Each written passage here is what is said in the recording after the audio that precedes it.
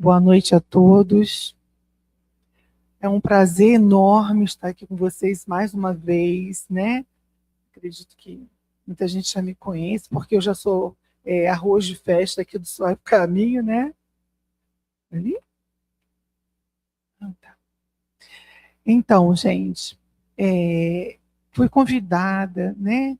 Fui a sugestão do nosso querido Márcio de vir aqui falar mais uma vez para vocês.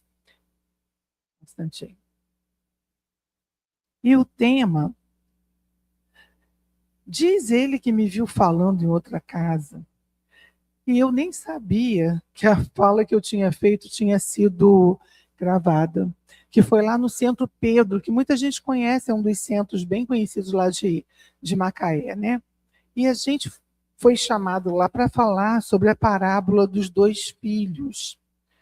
E eu, na ocasião, quando isso aconteceu, eu achei que fosse a parábola do filho pródigo, que eu acho que todo mundo conhece, né? Aquele filho que foi embora, que quis tudo que era dele. Vou embora, papai, quero viver minha vida, quero antecipação dos meus bens, da minha herança.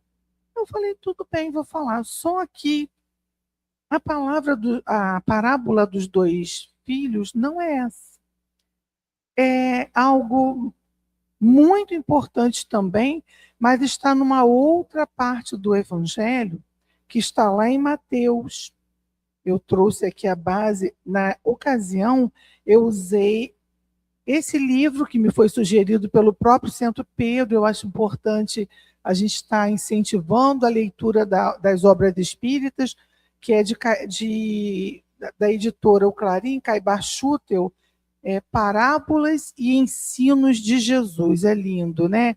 Então, muito importante uma leitura, porque a gente vai ter uma visão espírita das parábolas, porque quase todos nós, em algum momento, já ouvimos as parábolas, mas a visão espírita é muito importante para nós que estamos aqui buscando esse entendimento, né? Que cada doutrina com certeza vai ter uma interpretação. Tudo leva a Deus, tudo leva à melhora moral do ser. Todas as religiões, né, levam a um convite à nossa reforma íntima, moral de alguma forma. Mas é bem interessante essa visão. Então, gente, eu tive que estudar, porque a outra, de alguma forma, eu já conhecia, né, de longa data. E aí foi uma oportunidade para mergulhar, principalmente nesse contexto.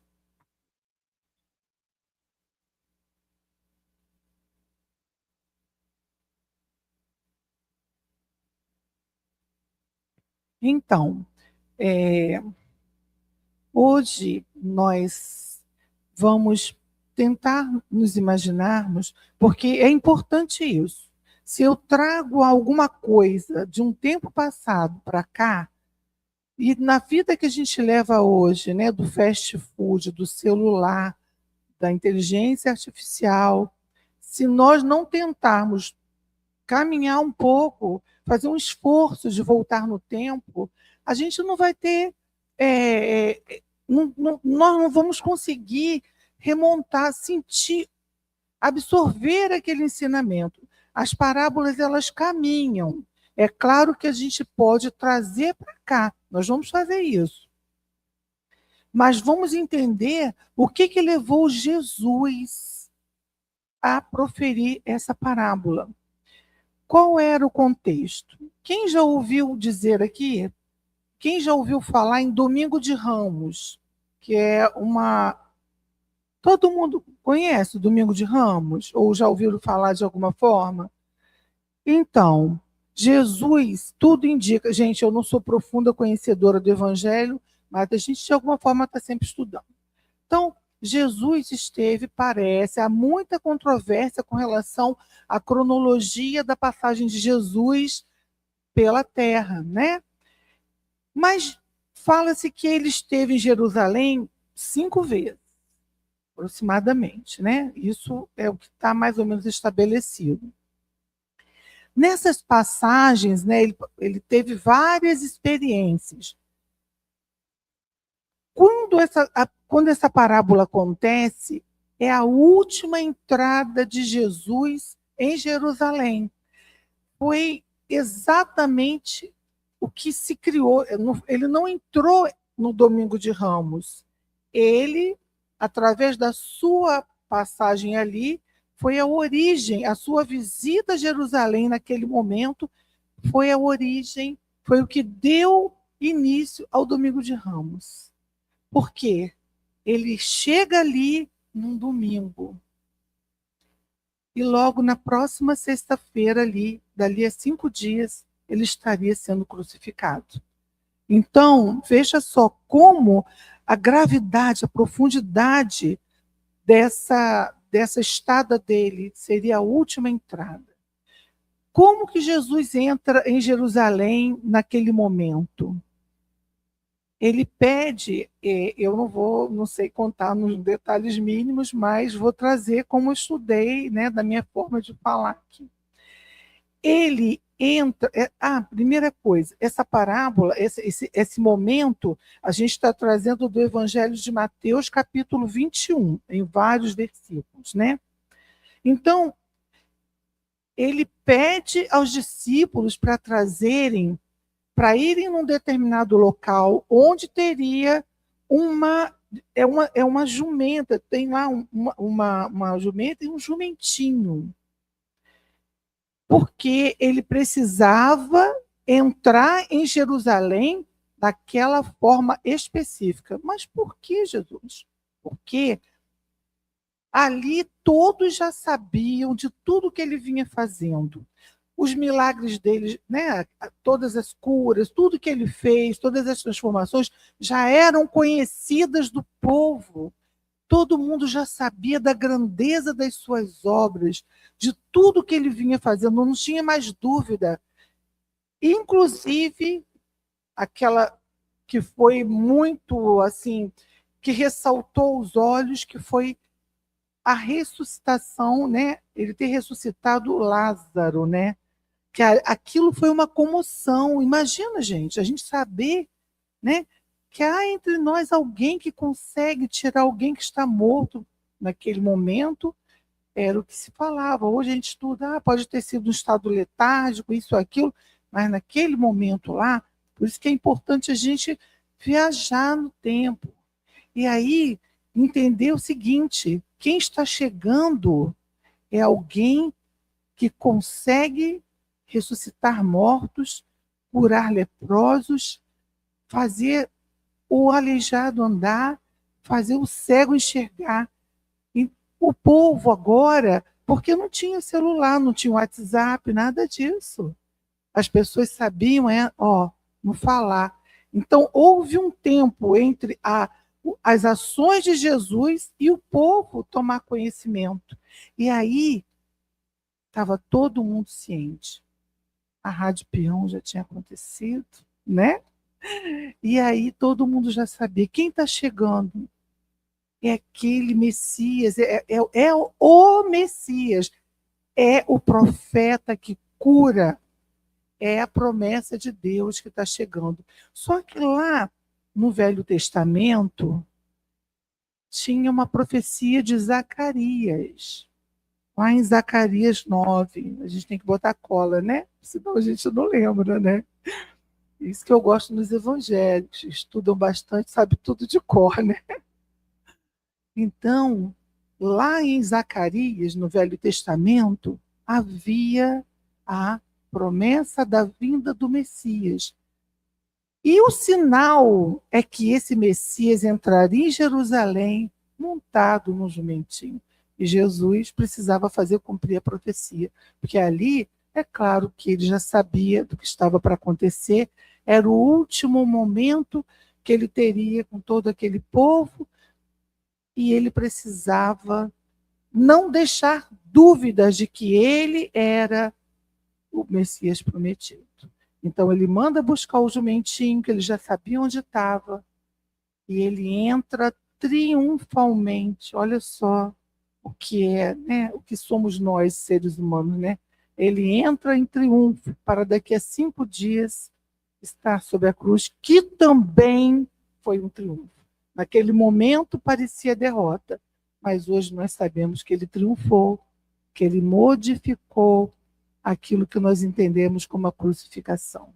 Ele ressignificou a cruz. E isso estaria para acontecer dentro de poucos dias. Então ele entra montado naquele jumentinho, e as pessoas, sabendo que ele estava para chegar, correram às palmeiras e pegaram galinhos lá, ramos, para louvarem a ele, como nós fazemos hoje com bandeirolas, quando está chegando alguém querido, né? Que nem o Márcio faz com a gente, né, amor? Quando a gente chega aqui, está lá com a bandeirola na porta, recebendo a gente com esse carinho, ele, a Rose, todos vocês aqui. Só que era Jesus que estava chegando. E a profecia de Zacarias estava se concretizando ali. E ele entra. Isso era domingo. Nessa mesma passagem, nesse mesmo momento, algumas coisas vão acontecer. Por quê? Jesus não tem mais o que perder. Tudo que ele tinha que fazer, ele já tinha feito. Então, é nessa mesma caminhada, ele foi recebido, né, louvado, abraçado, todo mundo queria tocá-lo, todo mundo queria abraçá-lo, e ele estava, não sei se podia abraçar assim como nós, mas era aquela efusividade, né, de receber o Messias. O templo era afastado da cidade um pouco, ficava recuado, né?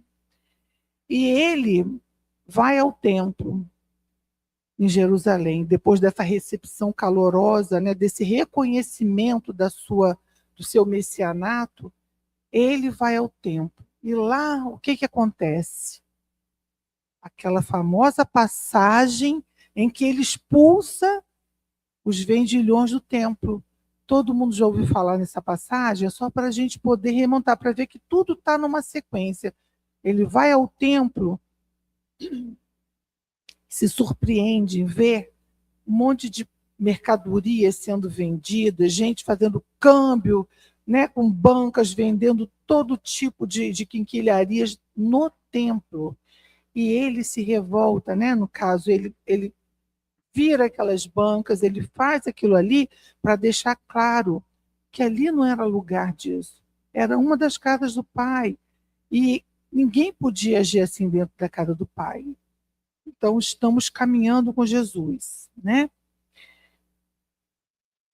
Nessa mesma sequência, talvez, na saída do templo, ele profetiza contra a figueira. Quem já ouviu falar que Jesus amaldiçoou a figueira? Que ele diz que tem uma estudiosa lá atrás que tudo que eu pergunto diz que conhece. E é verdade, porque essas passagens são muito conhecidas. Jesus um dia, né, e é neste dia exatamente, ele sai do templo, ele está cansado, ele tinha viajado, ele chega ali na cidade, em Jerusalém, ele vai ao templo, demora-se no templo, e quando ele sai junto com os discípulos que estavam com ele, ele está com fome. E fala-se que ele queria comer um figo, e a figueira estava sem frutos naquele momento. E ele, simbolicamente, ele faz essa maldição no sentido de mostrar que toda árvore que só tivesse a propensão de frutificar, mas não desse seus frutos, seria retirada.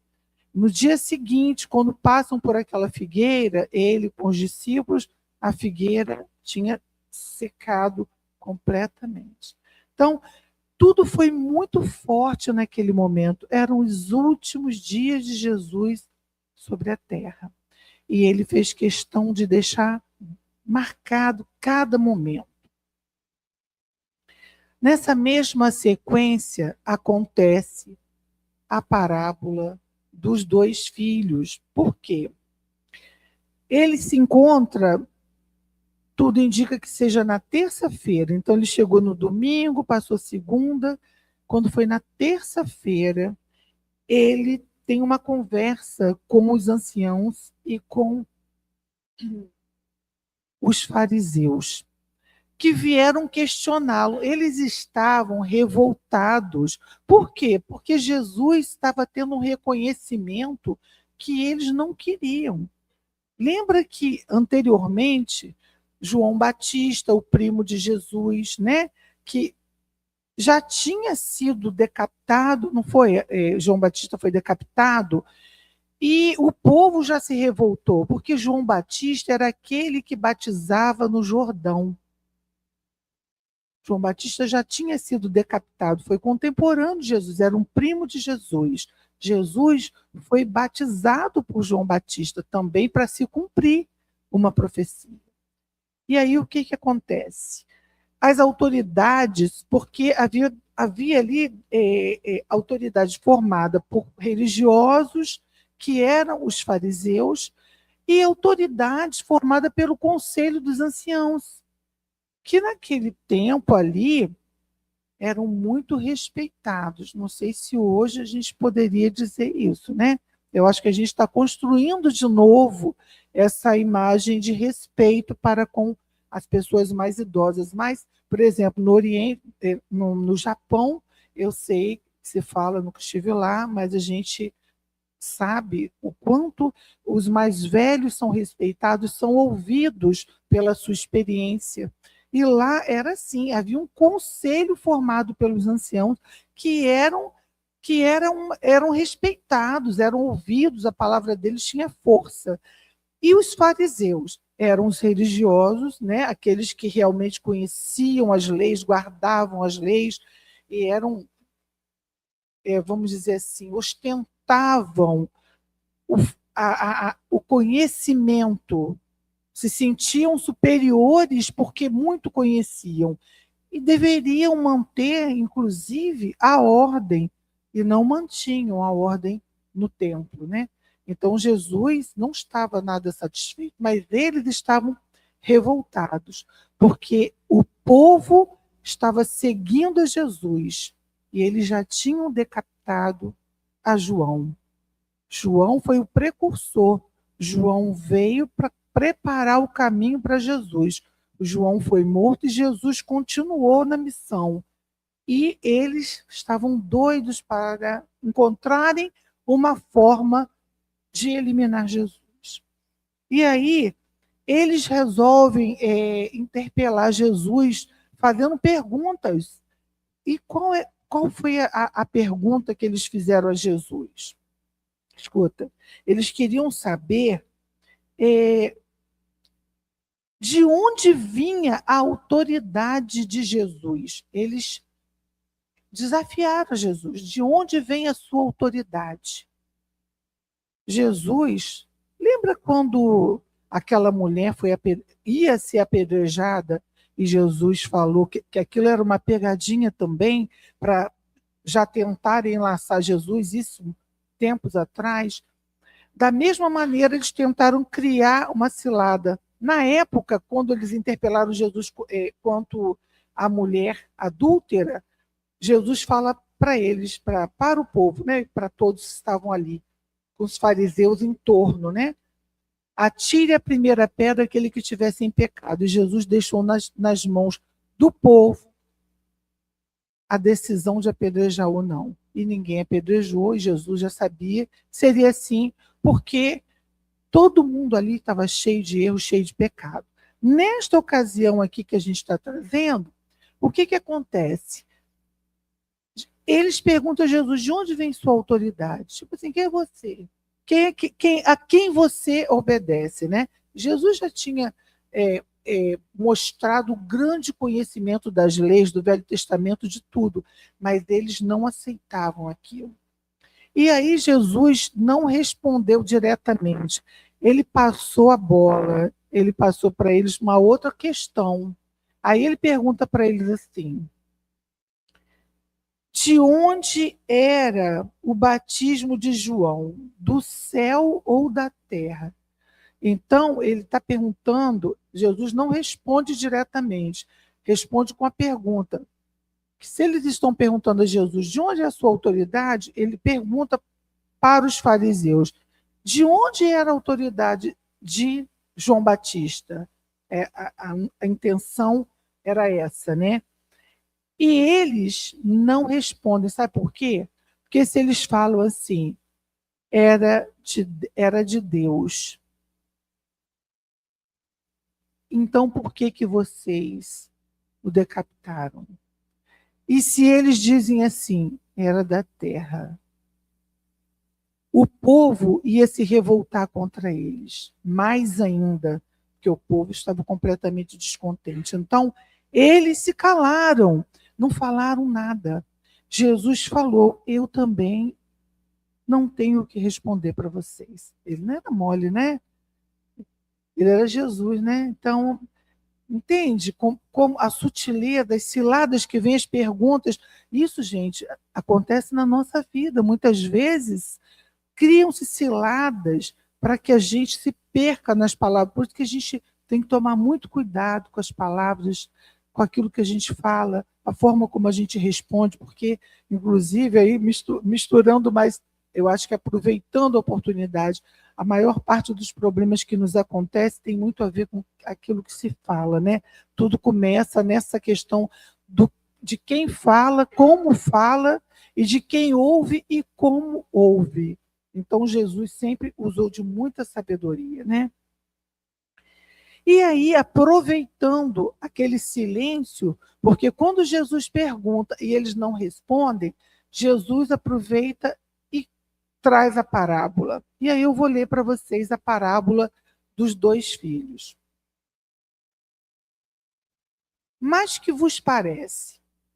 Um homem tinha dois filhos e, dirigindo-se ao primeiro, disse: Filho, vai trabalhar hoje na minha vinha. Ele faz um convite. E o filho responde assim: Não quero. Mas depois arrependeu-se e foi trabalhar na vinha. E dirigindo-se ao segundo, falou-lhe de igual modo: Filho, vai trabalhar na minha vinha. E respondendo ele, disse: Eu vou, Senhor. E não foi. Qual dos dois? Aí Jesus pergunta para os fariseus, né? Qual dos dois fez a vontade do Pai?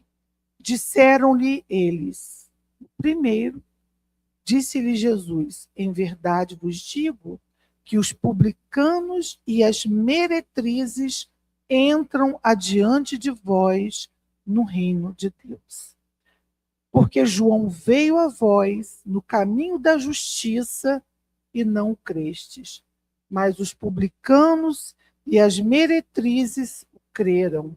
Vós, porém, vendo isto, nem depois vos arrependestes para o crer. Isso está, toda essa passagem está em Mateus. Então, vê que lindo, né? Ele traz a parábola e eles mesmos chegam à conclusão. Por quê? Ali era uma oportunidade deles reconhecerem a autoridade de João, reconhecerem o bem, as profecias se cumprindo, mas eles não aceitavam, porque não era do interesse deles, porque haviam interesses escusos da mesma maneira que hoje nós temos aqui. Da mesma maneira que os religiosos de hoje, que continuam muitas vezes trabalhando por seus próprios interesses, muitas vezes à frente de uma instituição, à frente de uma igreja, de um templo, seja de que denominação for. Muitas vezes deixa-se de seguir a verdade para defender os próprios interesses. E Jesus sabia disso lá naquela época, né? E sabia o que movia aqueles homens. Agora, para a gente entender bem o que ele quer dizer, por que, que ele diz que os publicanos e as meretrizes entrariam no reino antes daqueles fariseus?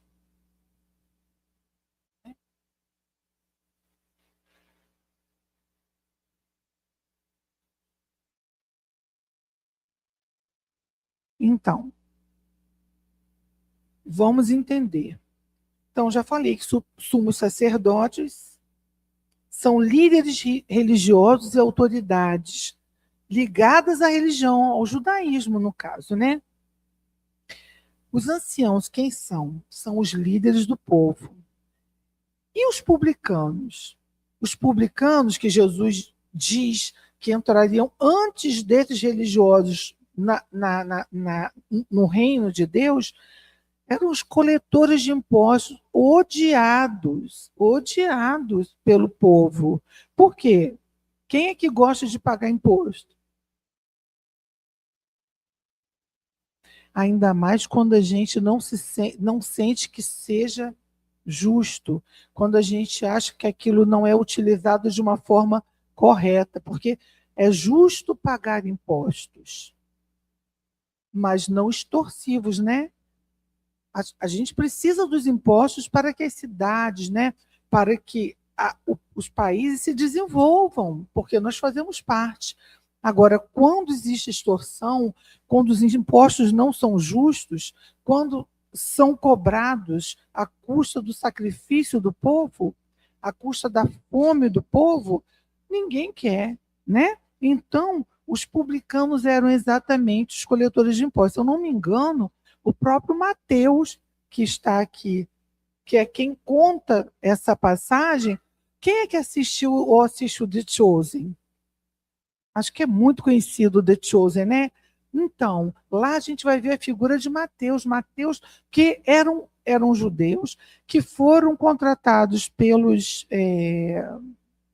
romanos, exatamente, para cobrar os impostos. Então, eles não eram amados pelos romanos. Para os romanos, eles eram apenas úteis, né?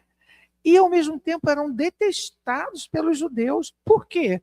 Porque tiravam dos judeus para pagar. O povo judeu estava invadido ali, eles estavam sob o comando dos romanos.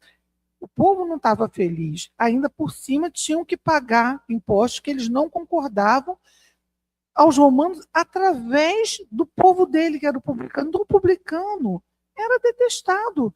Eles estavam no limbo. Eles não agradavam nem aos gregos, nem aos troianos, né? É outra história, outro momento.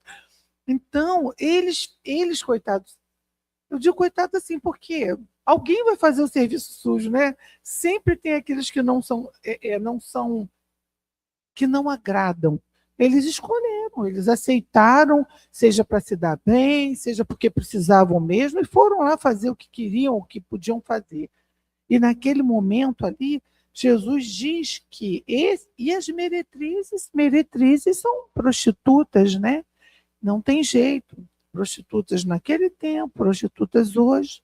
É isso que significa.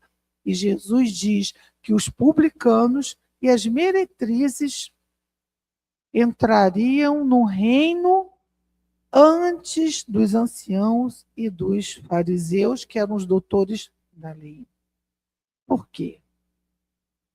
Porque até as meretrizes e os publicanos se renderam à veracidade, à verdade, a tudo que a mensagem de João trouxe, que era uma mensagem de Deus. João pregava direto, anunciava que estava vindo o Messias, e o Messias já estava entre eles, e era Jesus.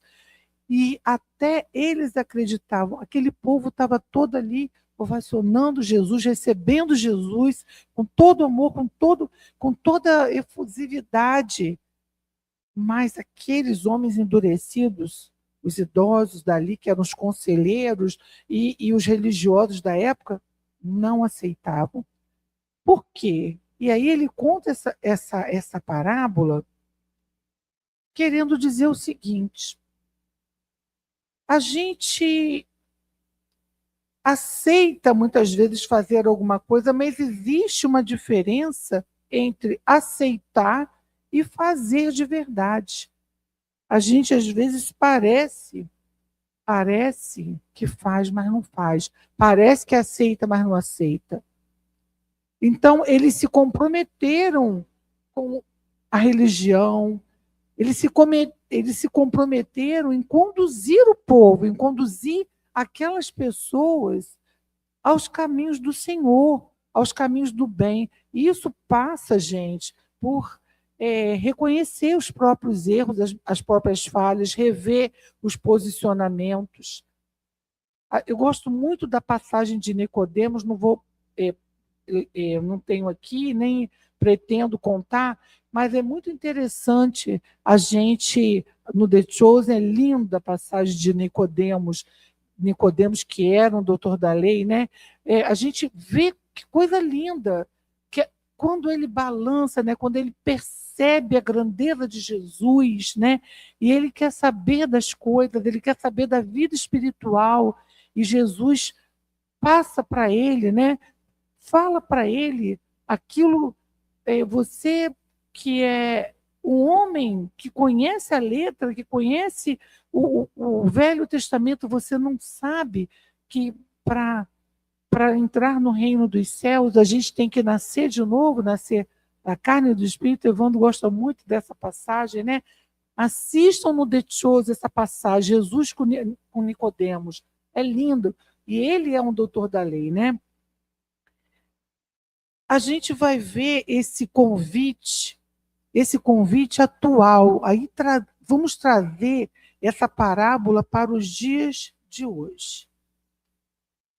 Quantos de nós temos sido convidados, né? Quantos de nós temos sido convidados? Tem um jovem na nossa família com quem eu sempre conversei muito, não vou citar, mas eu sempre conversei muito com esse jovem na minha família, né? Um parente meu. E nas preocupações naturais da juventude, preocupado com a vida, com como ganhar o pão, como se colocar, como é que vai ser o caminho. Esse jovem hoje tem 22 anos. E eu sempre disse para ele, quando Jesus te trouxe, quando Deus permitiu a sua reencarnação, ele já tinha um lugar aqui para você. Se nós estamos aqui, todos nós temos um lugar. A gente tem que encontrar o lugar. Esse convite vem, reencarna. Você vai encontrar seu lugar. O seu lugar existe. Ninguém precisa pensar em sair daqui porque eu não tenho um lugar. Tem sim. Naquele momento exato, às vezes bate um desespero na gente, né? E a gente fala assim, eu não tenho lugar, não vou conseguir dar conta.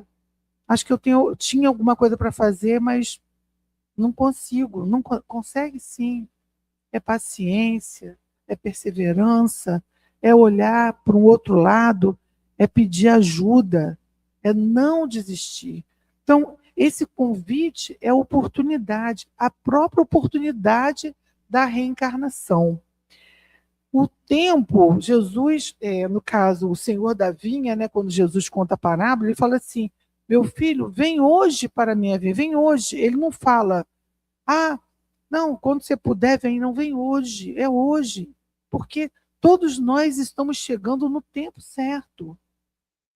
A diferença é que um diz assim, tá, eu vou sim. Mas não está fazendo aquilo que é para fazer. Não está fazendo aquilo com que se comprometeu a fazer. E o outro diz, não, eu não vou, não quero ir para a vinha.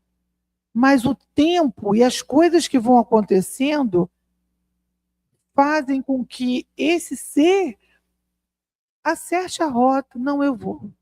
E às vezes a gente vai sem perceber que está indo. A gente muda a maneira de ser, a maneira de pensar. Não era religioso. Eu não pensava em fazer o bem, não estava planejando. Eu fiz aquilo porque era aquilo que precisava fazer. Mas não entendia que, às vezes, uma mão estendida a alguém que está atravessando uma rua, um, um pão que a gente dá a alguém, né? Sentar com alguém num banco de praça e bater um papo, conversar, a gente não percebe que ali é a obra, ali é a vinha do Senhor. Quer ver uma outra coisa muito interessante? É o lar. Uma das partes da vinha mais importantes É o lar. O lar é uma grande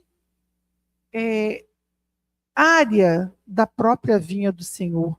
Ali nós estamos em contato com os desafetos do passado, com os afetos do passado, com aqueles com quem nos comprometemos. Muitas vezes a gente, sai fora, a gente não quer enfrentar. Mas quando a gente finca o pé, fala, não, eu vou. Sofro, choro, hoje não está bom, amanhã está pior ainda, mas eu sei que em algum momento vai dar certo. Porque foi ali, né? Tem uma frase que diz: cresça onde foi plantado. Nada a gente deve levar ao pé da letra, tá, gente? Porque se alguém. Eu gosto muito de corrigir isso no sentido assim: às vezes a pessoa está passando por violência, está passando por várias situações dentro do lar. Não é para aceitar, não é para ficar no risco, não é isso.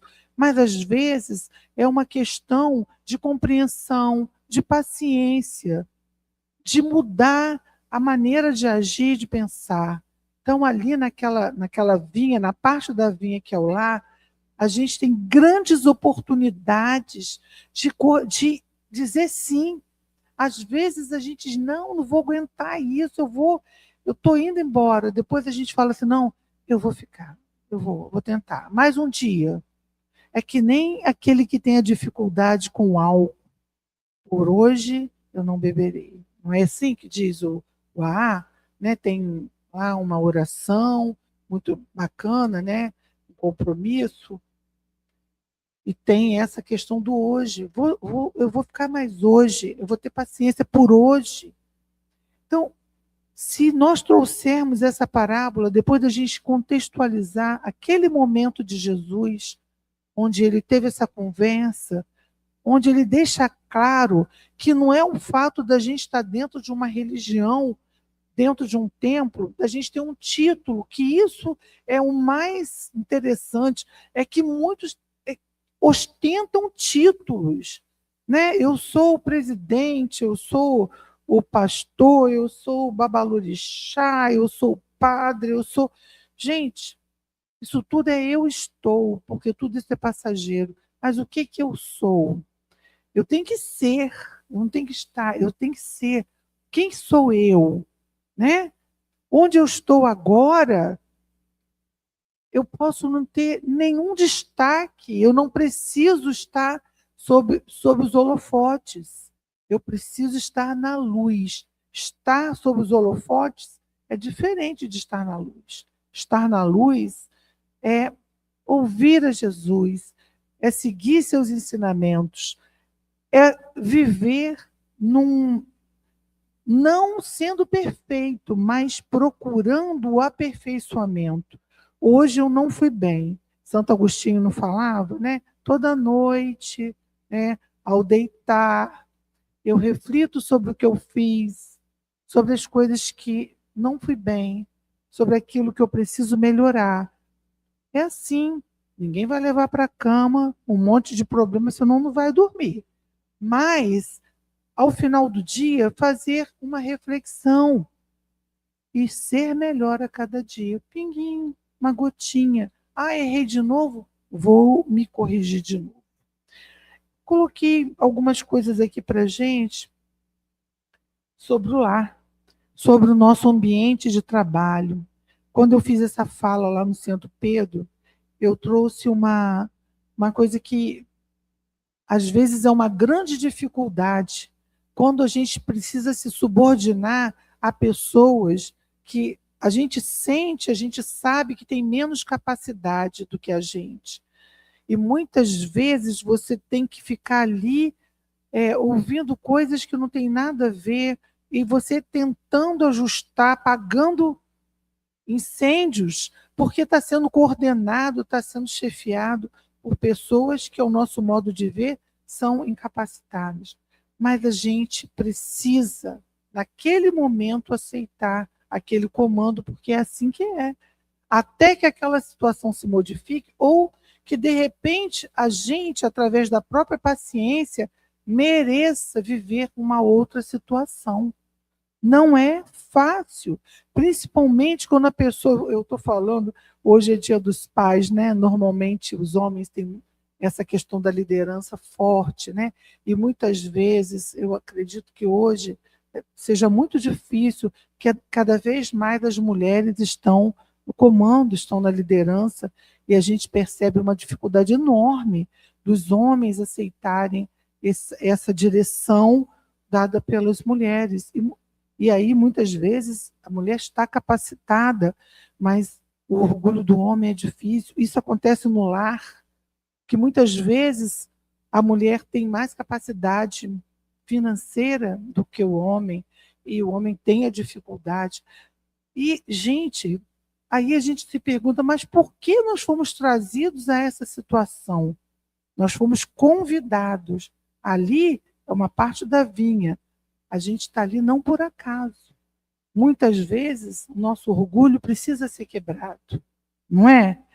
E lidar com isso não é fácil para as duas partes, porque às vezes a mulher tenta prevalecer sobre o homem e às vezes o homem tenta prevalecer sobre a mulher. E o mais importante é a boa convivência, é o compartilhamento. Muitos amigos hoje estão em casa ajudando no lar, cozinhando, cuidando dos filhos, porque a mulher hoje, no momento, está numa situação melhor. E ela indo trabalhar, a casa está em melhores condições financeiras. Aquele que abre mão ganha um ponto, né? Tipo assim, porque não é fácil. A gente está reaprendendo a viver. As famílias estão se organizando de formas diferentes. E a gente precisa aceitar. A gente não tem que chutar, né, o balde, como se fala. Não. A gente precisa chutar para longe as ideias arcaicas, a maneira equivocada, né, quando muitas vezes nós, por qualquer coisa, abandonamos a nossa oportunidade de uma família, de uma convivência até saudável, porque não aceitávamos alguns pontos dali. Não sei se isso pode servir para alguém, né? Mas eu acredito que muitos hoje vivamos essas condições, né? No templo, né? Na própria casa espírita, né? Trazendo para a nossa realidade, a casa espírita, a gente tem uma hierarquia legal, né? A gente não tem a figura do sacerdote, mas muitos de nós, mesmo não tendo um título, muitas vezes achamos que somos donos da casa. A gente é convidado a abraçar uma tarefa, mas a gente se perde nessa tarefa. Então a gente diz sim, eu vou seguir, mas na hora a gente desvirtua o sentido da direção, do cuidado que a gente precisa ter com os companheiros, né, que normalmente deveria ser assim pela doutrina, como ela foi trazida pelo nosso querido Allan Kardec, pelos espíritos através, né, desse grande pedagogo que foi Kardec, né, e hoje deve estar cada vez melhor. Ela veio trazer uma abordagem completamente nova, muito menos religiosa, mais científica, né? Mais filosófica, uma nova maneira de ver, de se relacionar com o divino de uma forma mais livre, uma direção mais horizontalizada, não hierarquizada, não verticalizada, né? Que é aquela coisa cachapante daquele que está em cima, que está mandando, que faz assim, faz assado. A gente está cansado disso. Ah, não, eu vou lá agora, né? O senhor me chamou lá, eu vou fazer tudo certo. Chega aqui e aí se perde, eu que mando, tem que ser do meu jeito. E aí até a doutrina espírita, muitas vezes, está impregnada desses pensamentos. Né? Porque, gente, como é que a gente fala, bem? Dá o poder, né? Quer saber quem é a pessoa? Dá um pouquinho de poder para ela, dá só um pouquinho. Dá só o suficiente para você dar e tirar. Porque se der de um jeito que você não possa tirar, você está perdido, não é? Vocês estão rindo? Tem que tomar cuidado.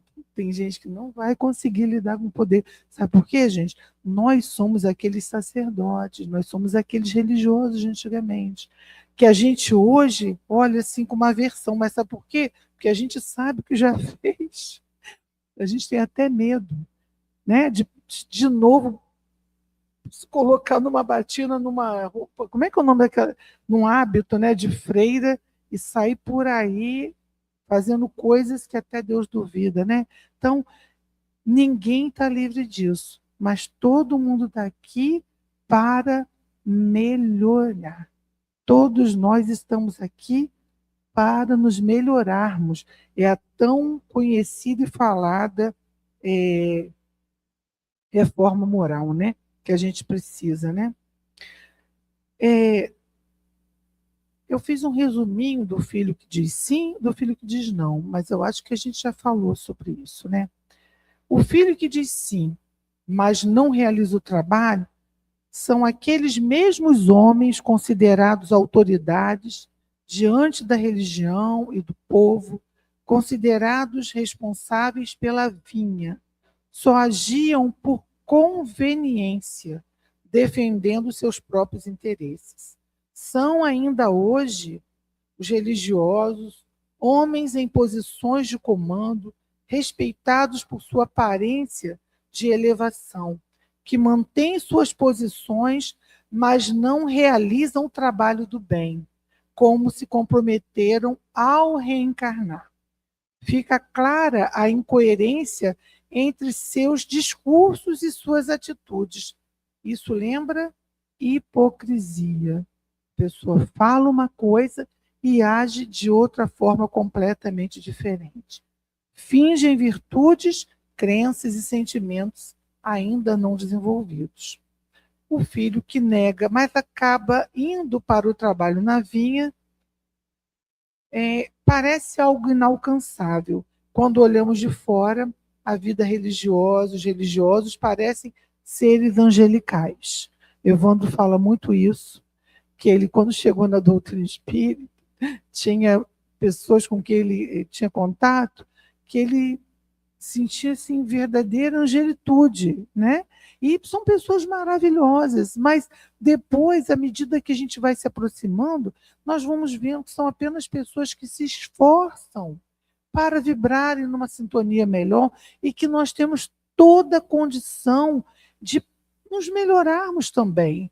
Basta que a gente mantenha uma disciplina, basta que a gente mantenha boa vontade, perseverança. Daqui a um tempo nós estaremos numa sintonia tão boa quanto aqueles irmãos.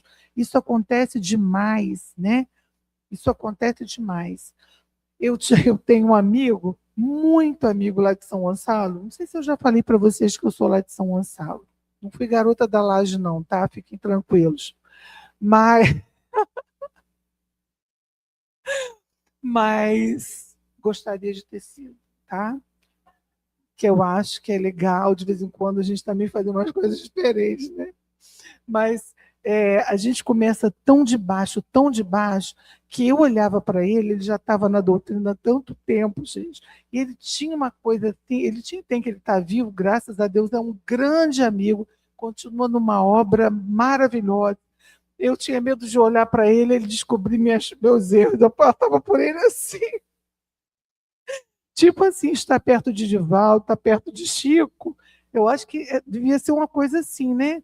Porque tem pessoas que você sente que são de uma profundidade, que são de algo tão bacana, mesmo aqui encarnado, que você sente que eles têm como é que se diz? Uma ascendência, né? Eles têm uma coisa sobre nós, uma coisa positiva, mas que até faz a gente temer. Depois a gente vai vendo que aquilo tudo ali é a presença da espiritualidade ao redor, que estão no trabalho todos os dias, estão servindo, estão amando, estão fazendo o trabalho que tem que ser feito e acabam sendo um instrumento sempre disponível para os bons espíritos. E aí eles começam a reverberar aquilo, né? E a gente acha que eles são perfeitos. Não é isso. Eles estão em boa companhia. Da mesma forma que a gente chega perto de pessoas, né, que que não pensam legal, que estão em ambientes sempre muito pesados, você sente aquela diferença vibratória. É isso. A gente é que escolhe, né? Nós escolhemos o que a gente quer parecer, o que a gente quer vibrar, em que sintonia a gente quer vibrar, né? Então, depende muito mais de nós do que da espiritualidade. Porque se a gente disser assim, Senhor, agora eu resolvi, eu tinha dito não, mas agora eu quero te servir, quero trabalhar. Na mesma hora a espiritualidade vai estar ao nosso lado. Não vão ficar apontando, mas você fez isso, você fez aquilo. Espírito de luz não faz isso. Mentor não faz isso. Isso quem faz somos nós. Que qualquer coisa a gente aponta o dedo, mostra as falhas do outro, porque nós é que muitas vezes somos intransigentes. Tem uma professora que diz assim: nós não julgamos, nós já emitimos a sentença. A gente não dá direito nem da pessoa passar por um tribunal. Que a gente fala assim, não pode julgar. Ela fala, não, a gente não julga, não, a gente já sentencia. A pessoa, você olha qualquer coisa, você já está ali, já decapitando, você já está cortando, não dá direito ao outro se defender. Não, os lá de casa não, né? Gente, não, aqui das ostras não. Gente, pelo amor de Deus, a gente é muito inteligente. Os espíritos de luz não são assim. Eles nos acolhem. Então, a qualquer momento que a gente se arrependa, que a gente queira mudar, a gente errou ontem, mas hoje a gente se arrependeu. Achei linda a mensagem que foi lida aqui no início, sobre a tristeza. Acho que Evandro vai lembrar. O que eu falei para você hoje? Eu amanheci triste. Mas, assim, eu acho que é porque a gente tem uma dificuldade com palavras para expressar o nosso sentimento. Depois eu fui me autoanalisando. O que eu estou sentindo? Porque a gente tem que fazer isso. O que eu estou sentindo? Por que eu estou assim?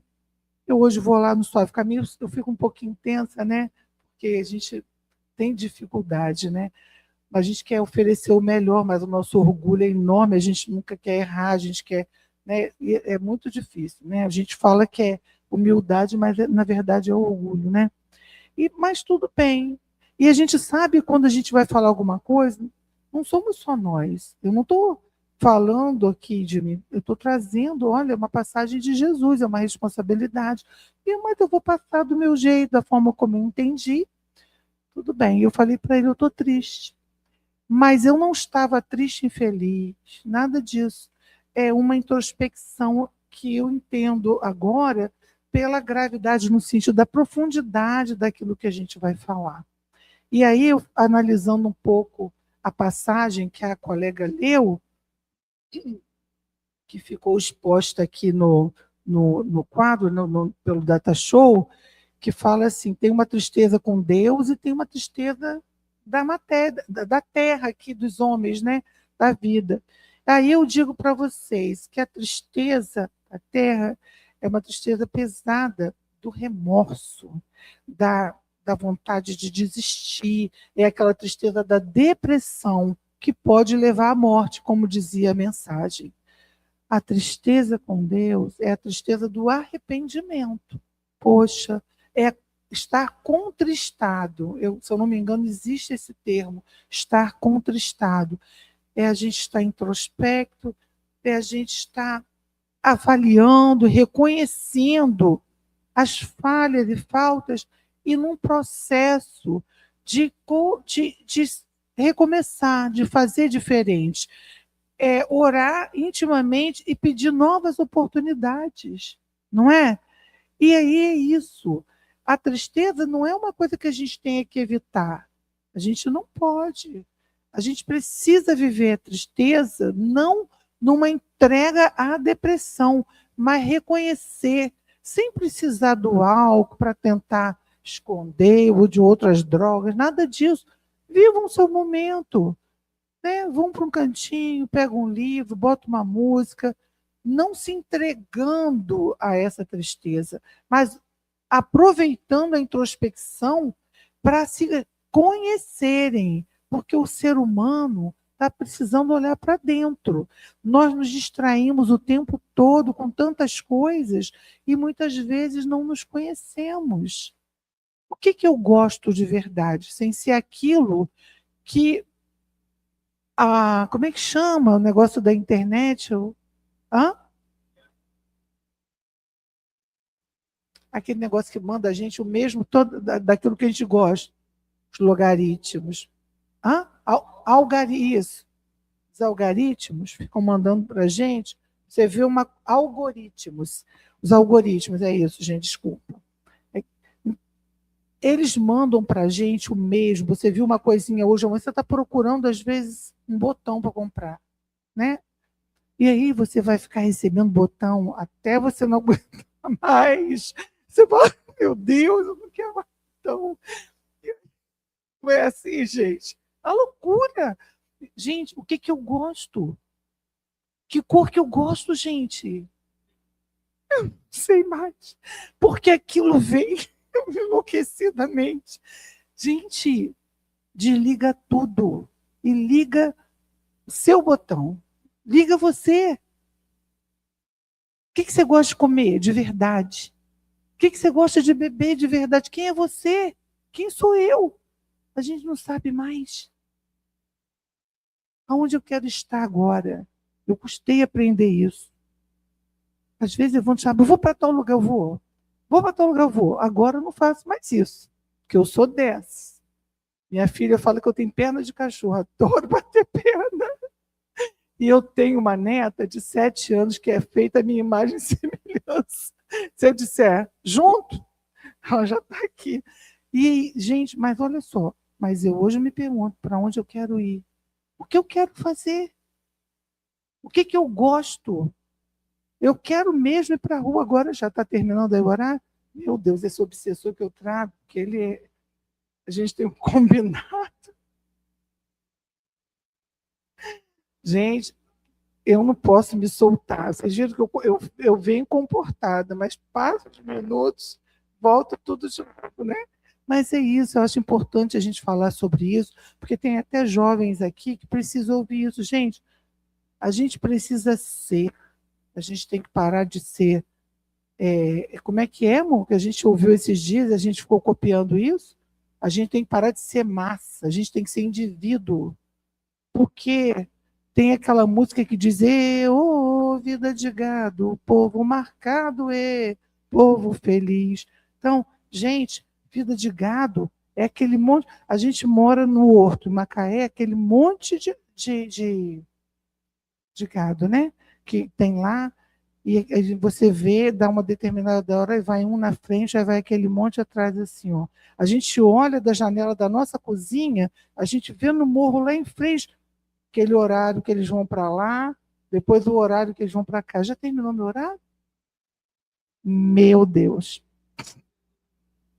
Ai, gente, está tão bom conversar com vocês. Vou contar a última história para parar, tá, Márcia? Desculpa, eu nem percebi. Sabe por que eu me perdi? Porque lá no Vicente termina o horário quebrado, é 8h30. Então, eu estou olhando aqui, ainda tem uma meia hora, por Deus do céu.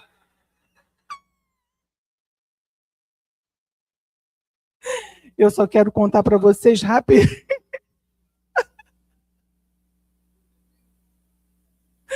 Tinha um programa humorístico que tinha um obsessor que se chamava Midnight, que é meia-noite. Eu morria, era o Paulo Silvino que fazia, eu achava uma graça. Vou botar seu nome, fazer bullying com você.